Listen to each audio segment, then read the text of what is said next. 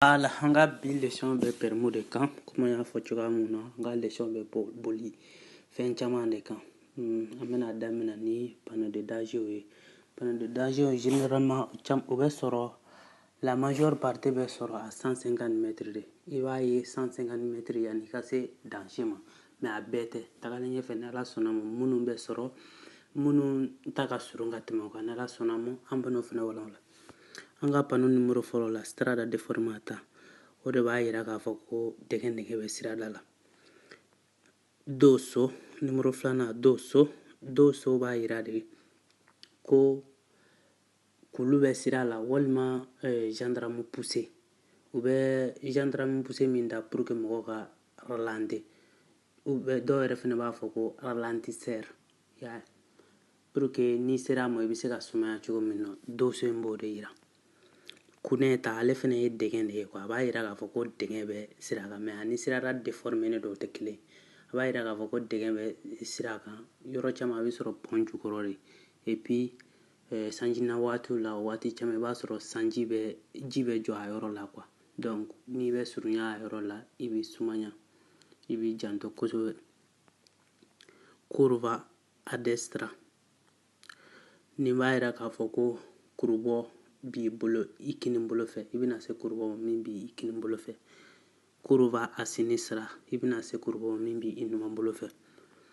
Doppia curva la prima a destra b'a yira k'a fɔ ko kurubɔ fila bɛ ɲɛfɛ fɔlɔ o bɛ i kini bolo fɛ. Doppio curva la prima a sinistra nin fɛnɛ a b'a yira k'i bɛna se kurubɔ fila de ma fɔlɔ b'i numan bolo fɛ. An ka panneau sekinna ale b'a yira k'a fɔ ko ale ye terrain boli sira de ye a bɛ terrain boli sira de yira passaggio à lever le con barrière a b'a yira k'a fɔ ko i bɛna se terrain boli sira ma mais nɛgɛ b'a la barrière b'a la quoi ni terrain tɛmɛ wagati sera barrière in bɛ sɔgɔ terrain mana ban ka tɛmɛni na a bɛ wuli i bɛ tɛmɛ.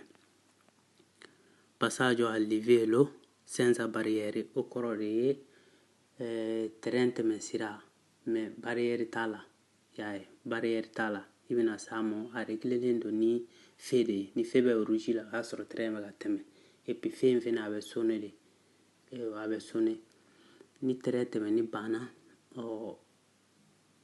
feu bɛna verti la et puis i bɛ tɛmɛ. Croce di Sant'Andrea nin b'a yira k'a fɔ ko i bɛna se terrain tɛmɛ sira de ma nka barrière t'a la komi an tɛmɛna dɔ in na cogoya mun na a n'o bɛɛ bɛ cogo kelen de la a b'a yira ko barrière t'a la et puis a b'a yira k'a fɔ ko tɛmɛ sira kelen de don ni Santa Croce ni kelen de don ya komi an ɲɛ b'a la cogoya min na numéro 10A an ɲɛ b'a la cogoya mun na ni panneau nin a bɛ sɔrɔ terrain tɛmɛ sira yɛrɛ kɛrɛfɛ komi an y'a fɔ video daminɛ na panneau de danger a majeure partie bɛ sɔrɔ 150 mètres mais nin kɔni nin bɛ vicinanza de la vicinanza o correspondenza o kɔrɔ de ye mun bɛ a yɛrɛ kɛrɛfɛ komi an y'a ye cogoya min na panneau dama dama bɛ yen panneau de pericolo olu tɛ 150 mètres ye mais n'an bɛ ka se o ma an b'u walawala dɔɔni dɔɔni. Doppie croce di Sant'Andrea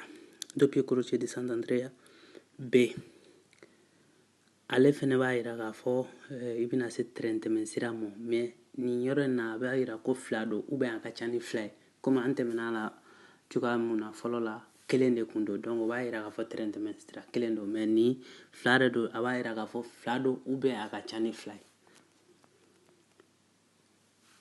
Croce di Sant'Andrea installata verticalmente nin b'a yira k'a fɔ a jɔlen don a bɛɛ ye figura kelen an tɛmɛna numéro 10B la cogoya min na ani numéro 10C ani numéro 10D a bɛɛ ye kelen a bɛɛ ye explication kelen bɛ yɔrɔ min na a b'a yira k'a fɔ terrain tɛmɛ sira kelen don fila bɛ yɔrɔ min na a b'a yira k'a fɔ ko terrain tɛmɛ sira fila don. Bon ni min filɛ nin ye numéro 11A Pannello di stanchiometrico nin bɛ mètre de yira, nin bɛ kilomètre de yira. Nin b'a yira k'a fɔ ko i ni tɛrɛntɛmɛ sira tora 150 ni tire wulema in ni 3 don. Parce que tire wulema in kelen kelen a bɛ 50 mètres de yira. Donc 3 bɛ nin kɔnɔ, o b'a yira k'a fɔ a 150 mètres. I ni tɛrɛntɛmɛ sira tora 150 mètres la. Nin dɔ in fɛnɛ figura 11 B. Ale fɛnɛ b'a yira k'a fɔ i ni tɛrɛntɛmɛ sira tora 100 mètres de la. Comme an tɛmɛna na sisan, a tun k'a yira 150 barrière a kɛra wuruji 2 ye sisan. Donc a b'a yira k'a fɔ ko a tora 100 mètres la. A ka to bɛ kuma na. Nin fɛnɛ numéro 11 C, ale b'a yira k'a fɔ i ni tɛrɛntɛmɛ sira tora 50 mètres de la. An ka panneau 12 figura 12 attraversamento tranviario yo.